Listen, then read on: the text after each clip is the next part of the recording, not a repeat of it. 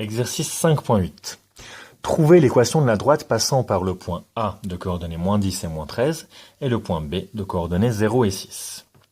Cherchons cette équation. Qu'est-ce qu'on voit tout de suite? Ce point B, 0 et 6, il nous donne une information essentielle sur cette droite, c'est l'ordonnée à l'origine. Donc l'ordonnée à l'origine de cette droite vaut 6. Qu'est-ce que j'en déduis? J'en déduis que l'équation de la droite sera de la forme y égale mx plus 6, où m est la pente, et je dois encore déterminer ce m.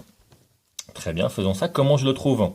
Eh bien, j'ai une information, c'est que le point A est sur la droite. Autrement dit, la droite passe par le point A. Donc, de nouveau, encore une fois, je peux remplacer les variables x et y dans cette équation par ses coordonnées. Et cette équation doit être vérifiée, ce qui va me permettre de trouver m. Je remplace y par moins 13. M fois x, c'est m fois moins 10, c'est moins 10. M plus 6. Ça me donne une équation que je peux résoudre pour trouver m. Cette équation, elle me donne moins 10m égale moins 13 moins 6, donc moins 19. Ce qui me donne m égale moins 19 divisé par moins 10. Les moins disparaissent. 19 divisé par 10. L'équation de la droite est donc y égale 19 dixièmes de x plus 6. Très bien. Deuxième question de ce point A.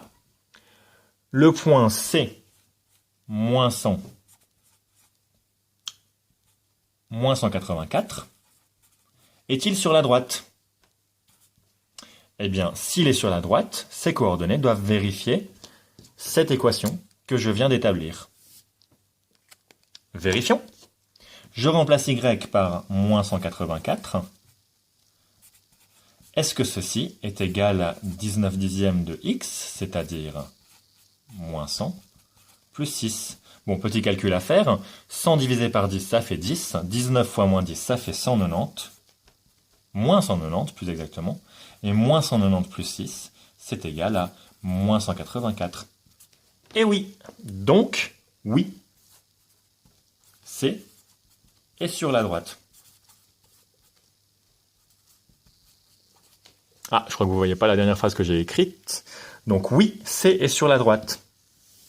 Même question pour le point D, dont les coordonnées sont 50 et 85. Même démarche, je remplace x et y dans l'équation de la droite par les coordonnées de D.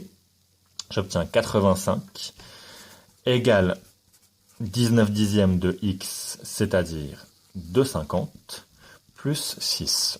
Je continue le calcul. 50 divisé par 10, ça fait 5.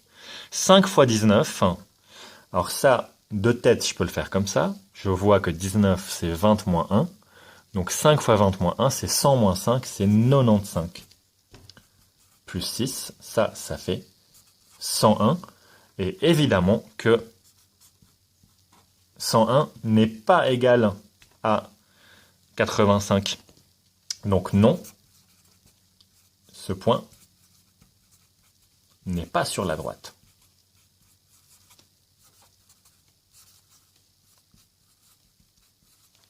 Très bien. Voici pour le point A.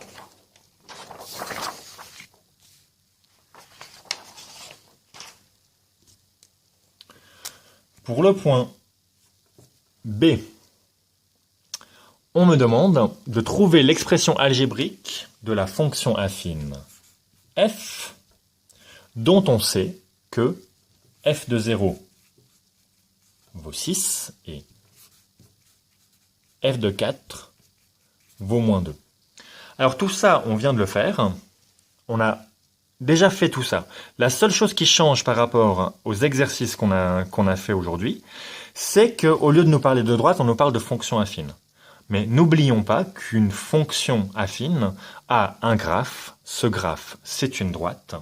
Et on est exactement dans le même cadre. Donc cette fonction, on doit la chercher de la forme f de x égale mx plus h. Et ça, c'est une fonction affine. On a une notation fonctionnelle ici. Qu'est-ce qu'on sait sur cette fonction? On sait que f de 0 égale 6. Donc si je remplace x par 0, je dois trouver 6. Ah, mais qu'est-ce que je peux faire d'autre aussi? Je peux remplacer x par 0 dans cette expression. Et donc ça doit être m fois 0 plus h. Ce m fois 0 disparaît, j'obtiens juste simplement h égale 6. Très bien. Ensuite, deuxième chose, je sais que f de 4 égale moins 2. Mais f de 4, comment je le calcule? Avec cette formule, c'est-à-dire m fois x, donc 4m plus h, mais h, je viens de déterminer que c'était 6. Ça me donne une équation, 4m égale moins 2 moins 6, moins 8, ce qui me donne que m égale moins 2. Au final, j'ai trouvé l'expression de ma fonction affine, mx plus h, m vaut moins 2, donc moins 2x, plus h, h égale 6. Voici l'expression de cette fonction affine. Dernière question, on me demande calculer l'image de moins 5 par f. On retourne dans le langage fonctionnel. L'image de moins 5 par f, c'est ce qu'on note f de moins 5. Comment je calcule ça? Eh bien, j'ai l'expression algébrique de ma fonction. Je remplace x par la valeur moins 5. C'est-à-dire, l'expression algébrique est ici, c'est-à-dire moins 2 fois moins 5 plus 6, ça fait 10, plus 6, ça fait 16. Voici pour l'exercice 5.8.